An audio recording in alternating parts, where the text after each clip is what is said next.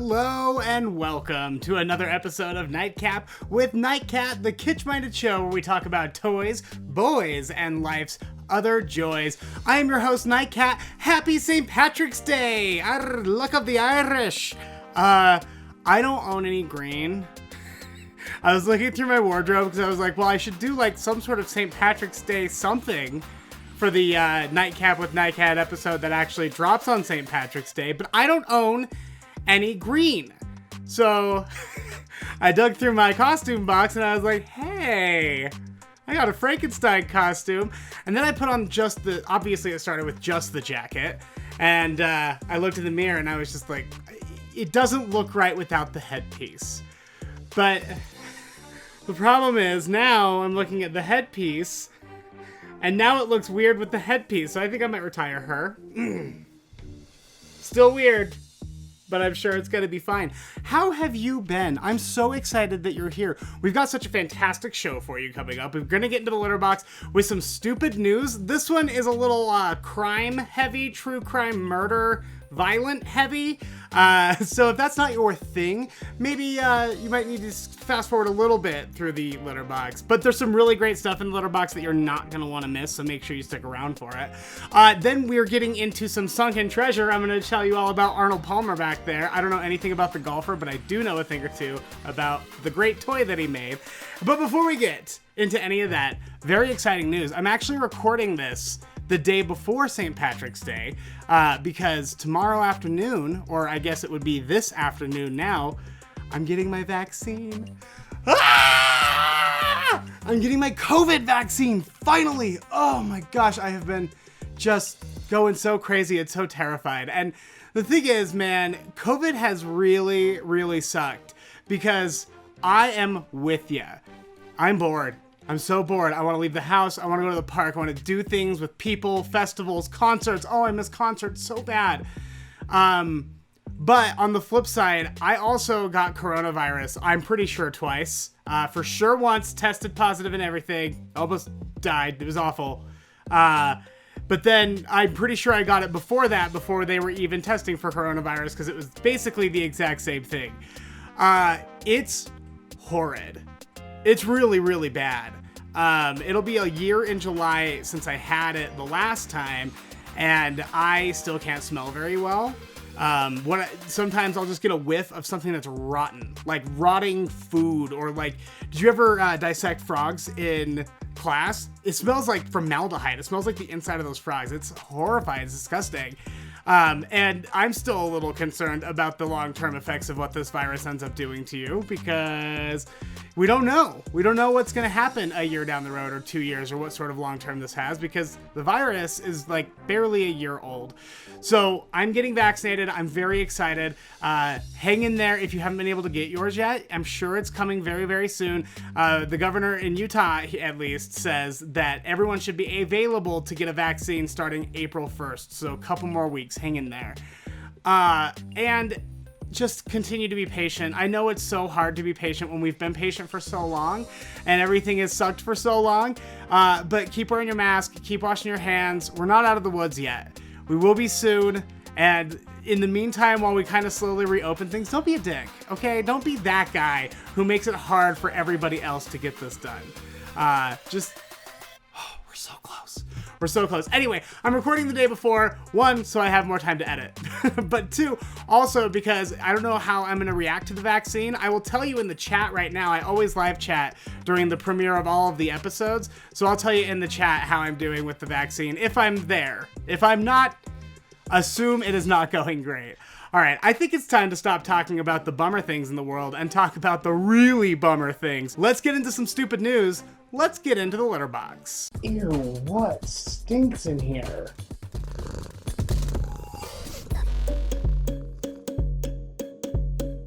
The LITTERBOX is the part of the show where I go through the stupid news headlines / true crime. It's pretty true crime heavy this week, so that you don't have to. I'm just going to give you some of the highlights here. This one is terrifying because it's something that I think we're all worried about, getting parasited. A woman in New York, she lives in a New York apartment, and she started noticing that her apartment was really drafty, like her bathroom was really cold. And it's a New York apartment, probably, you know, not up to code. So I'm sure there are plenty of cracks in the building, drafts get through, right? Well, she couldn't take this lying down. She realized that the cold air was coming in from behind her mirror. Here's what happened. So I'll play the video for you. She's pulling her mirror off. Oh my gosh! So there's a hole and you think it's just the electrical, but then you realize there's a whole room back there? I know, she did the shocky face emoji too. So I don't know why she thought to do this, but she went back there, she went exploring, even though it could have been full of scary monsters, or even worse, men. So she goes in there, and it's just like an empty apartment. It looks like they started renovating it, and then they just didn't do anything with it. But how lazy is that landlord, you know? Like, your apartment didn't have, it just had a hole in it, and it wasn't patched on the side that you rented out or the side that you didn't rent out. Like, it's one thing if the side where you're, you know, renovating is sort of has a hole in it. That's understandable. That's her mirror. And she just pulls it off, and all of a sudden she's like, oh no, there's some sick guy in this house that I didn't know about. I'm rich and I don't know what to do with. You should actually go watch her TikToks. She's hilarious. She blew up for that secret room intro, and she was very funny the entire time. That's kind of the dream, isn't it? Secret treasure. Don't you wish that you could find a secret room in your house? That's something I fantasized about as a kid. I was like, oh, if I could just pull a book off my bookshelf and I just had like a little closet that was even more private than my room that's already private, that'd be nirvana. I've been trying to social distance since I was a child. All right, moving on. Remember a few episodes ago when I told you the only reason I would ever do a DNA test, like a genetics test with like 23andMe or whatever, is so that I could put my DNA into a database and they could find any murderers or criminals that I'm related to and put them in jail. Because I don't care if they're my family. Not snitches do not get stitches around here. Snitches get 23andMe. Thank you so much. And it's because specifically I'd like to see if any of my relative con man murderer family can get tracked down after all these years in a cold case or something. Well, it happened again. Almost. It almost happened again. A woman in North Carolina says that she used 23andMe, she was adopted, and she wanted to find out more about her biological family. Totally get it. And she got her results back. She found out she had a third cousin that she could reach out to. This cousin was registered with 23andMe. The cousin is a geneticist, which I think in a lot of other places sounds like crazy impressive, right? Like, not a geneticist, a genealogist, which I think in a lot of places is really impressive, right? Because, a genealogist, wow, they must, they sit over with their candlelight and their large books and they write the family tales or whatever. Everyone in Utah does that. Everyone knows a genealogist in Utah. It's like our biggest export in Utah is genealogy.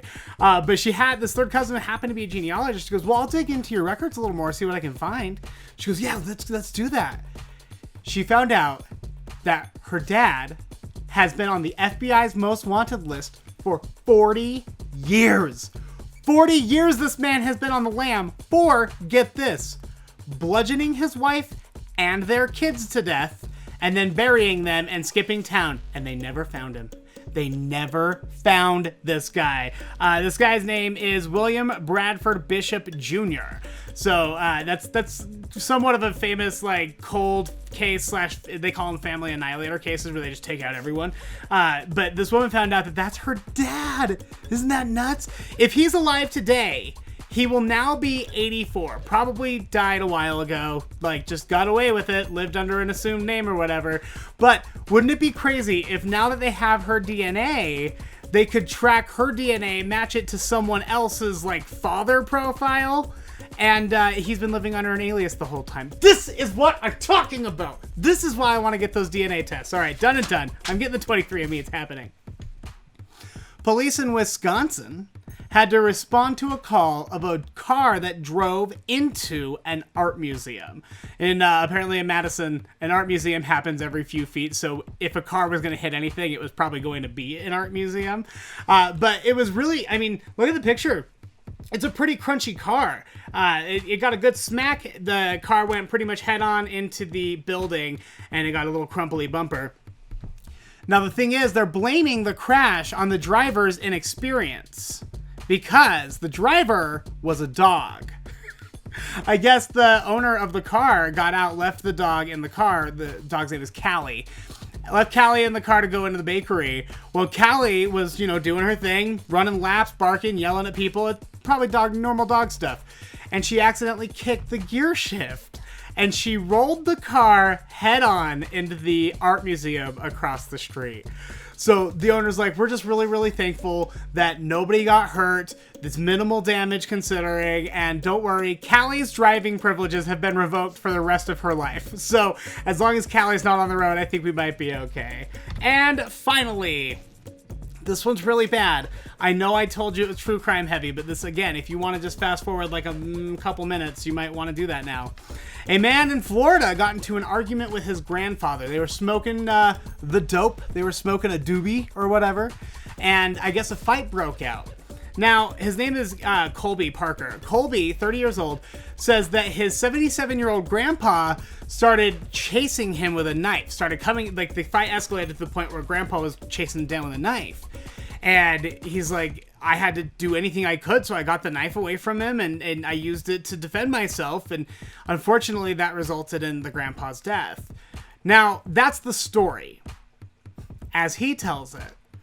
But as the deputies continue talking with him, they're just sort of like casually out there, like, so tell me more about how your grandpa, you know, died, what happened, what was it like? And he's just like mid-sentence, he goes, oh yeah, I need to give you these, and handed over 2 human ears. Gave 2 cut off human ears to a sheriff deputy. It was just like, oh yeah, duh. You know, like when you forget a pen is in your pocket and you take it home from work, you're just like, oh duh. Hey, I can't believe I forgot my grandpa's ears. They were his grandpa's ears. So I'm gonna go ahead and say that it was more of a rage killing than it was a self-defense killing. And I think you've got to have a lot of rage to cut off your grandpa's ears. That's a message, man. That's that guy saying, you never listened to me, grandpa, so you won't be needing these. Hug your kids, you know? Ugh, I wish, I know it's dark and it's morbid, but what do? That's a disgusting story. Sometimes it helps a little bit to laugh. Okay, thank you so much. And that is the litter box. I think it's time to start playing with some toys. What do you say? Let's get into some sunken treasure. Sunken Treasure is the part of the show where we go through my toy collection and we play with something awesome.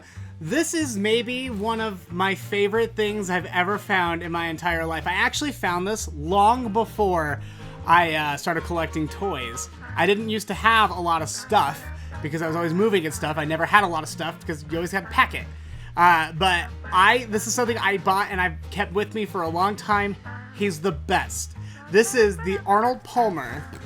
Arnold Palmer, the golfer, though the little guy looks just like George Bush, so I'll probably call him George Bush the rest of the time. This is the George Bush indoor golf game. Now, I know, right? Sportsketball, what? But I'm telling you, there's something to this. Okay, so here's your putting green. You lay that down, and you gotta get... Ooh, hello, hello.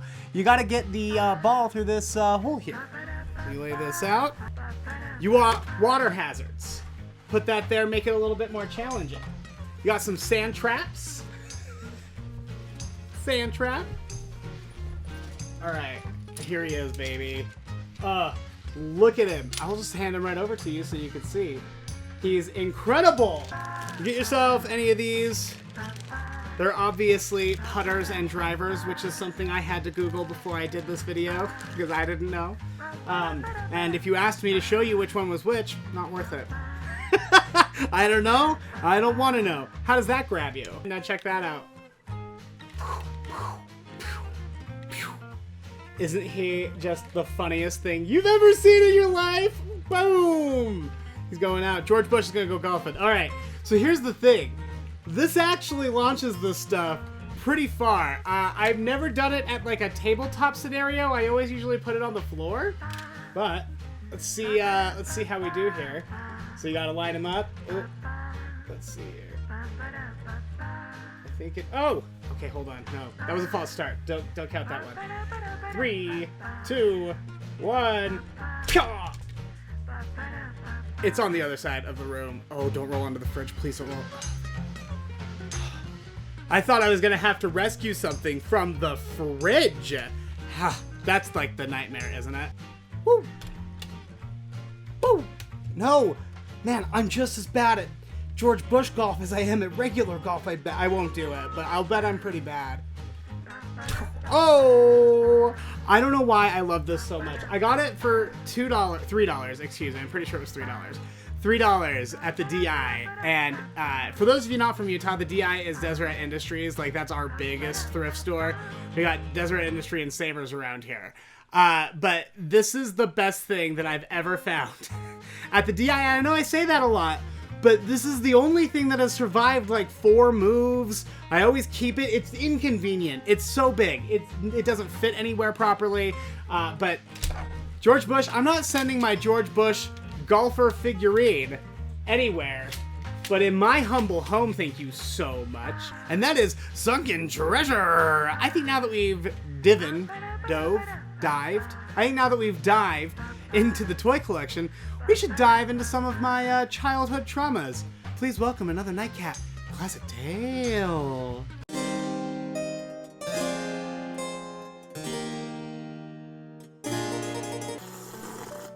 Oh, it's so hot, I shouldn't have done that. Nightcat Classic Tales is the part of the show where I relive a past trauma for your amusement.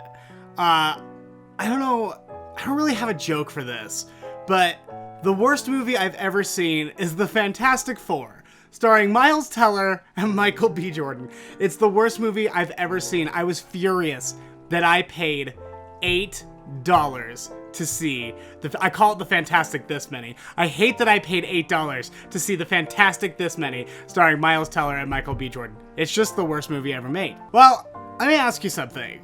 Have you ever been to Lava Hot Springs? If you don't know, Lava Hot Springs is in the southern part of Idaho, and it's just this teeny tiny town, and there are 2 things that you can do in Lava Hot Springs. Well, 3 if you're not a wuss. If you're a wuss like me, you're not going on the high dive. But we get to choose, us wusses, can choose between the hot springs, the natural hot springs, or you can rent a tube for like $4 and then just float down the river all day. Some redneck picks you up in his truck. You just hop onto like a horse trailer with like 80 other people waiting to get back down the river. It's good stuff.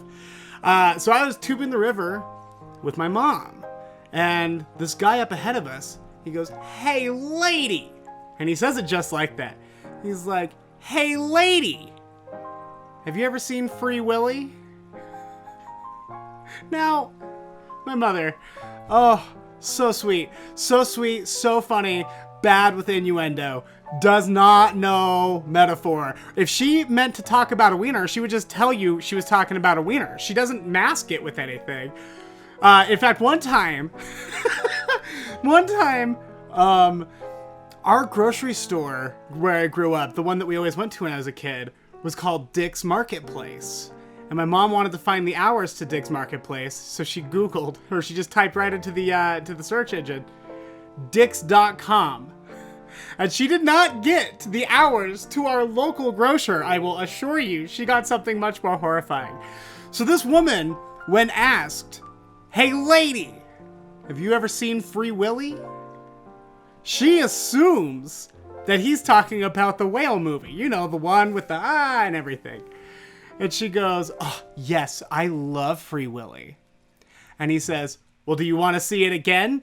And he like kneels up he like gets on his knees on his little float. He pulls down his pants and he shows his wiener to my mother in front of me. He showed his wiener to my mother in front of me. Now, the thing about it is that whole situation, from the mom not understanding what was happening to the guy showing his wiener to a minor, it was just a lot. But that whole situation was still less offensive than the fact that I paid $8 to see The Fantastic This Many, starring Myles Teller and Michael B. Jordan. And you can print that. You go ahead and you tell whoever made that trash movie. It was 20th Century Fox before Disney bought them and got their crap together. Go ahead and let whoever made that movie know I want bad things to happen to them. Not like so bad that, you know, it could be used in court. But like, I want like their butt crack to always itch or something. I want like their car to not start, but only like every fourth time. So like most of the time they're like, ooh yeah, I'm gonna go down to Whole Foods or whatever, you know, stupid Burbanky thing that those movie types do. And they get into their car and it starts 3 out of 4 times. And the 4th time it's like, no! Just so it's irritating just enough. And every car they get does it to them too for the rest of their miserable lives. How dare you put that movie out on us? It's so bad. That's another Nightcat classic tale. I think it's time to tuck you little kittens into bed with some warm milk.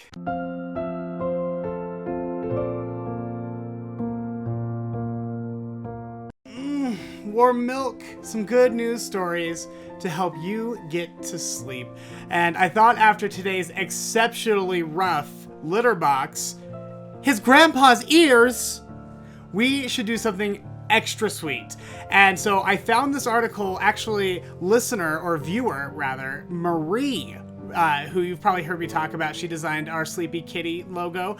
She texted me the link to this article that is great. If you ever want to text me links or thoughts or anything like that, the number to do that is 601-557-CAT1, 601-557-2281, and I will be more than happy to look through that and just enjoy it with you. But Marie sent me this article about this company that makes very unique cat scratchers and cat beds and like fun houses and stuff. So I thought I'd go through their website. The company is called Suck UK. They're based in the UK.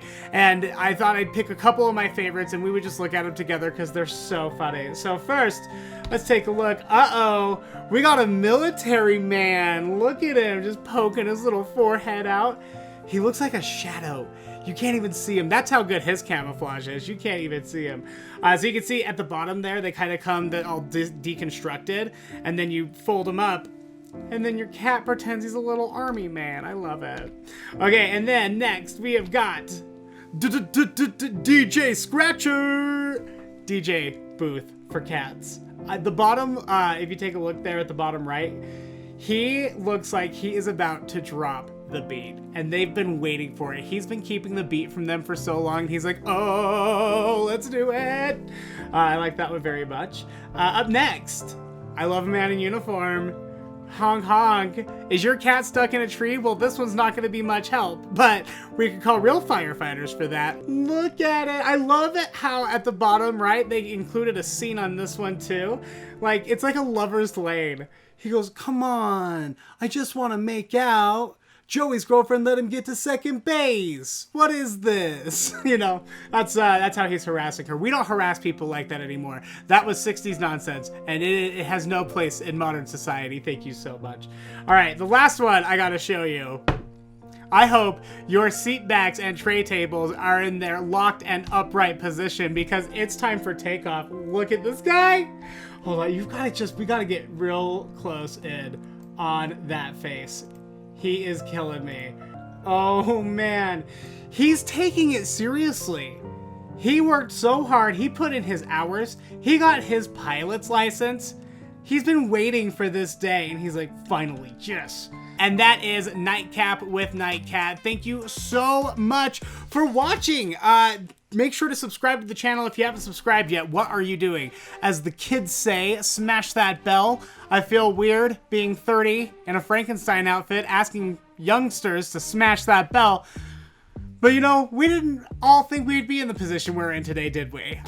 Life takes some curveballs. Smash that bell, do it, like this video, comment on it, just tell me what you liked, what you didn't like, whatever. I want to know about it so I can keep making it better and better and better for you. Never hesitate to shoot me a text. I love reading your texts. They come in, they're so fun. 601-557-CAT1, 601-557-2281. Go check out the merch store, nightcapmerch.com. I've got all of the Nightcat stuff. A lot of people are showing their blankets, which has been really nice. I love that. And I think we already talked about the merch store a bit. Join the Patreon, we talked about that. And if you would like to get an audio version of this show, I post all of this show as well as the morning announcements, which is the live morning show that I do every morning at 7 a.m. Mountain Standard Time. You can get the audio for all of that on Nightcat Radio on your favorite podcast directory. Just look up Nightcat Radio. The links for all of this and so much more are in the link tree, is what it's called. It's called a link tree in the description of this video. I gotta tell you, thousands of birthday wishes yesterday. I got the best cake ever from Katie. Katie, this cake is amazing. Thank you, thank you, thank you. You can see that on our Instagram at Nightcat Show. It's an incredible cake.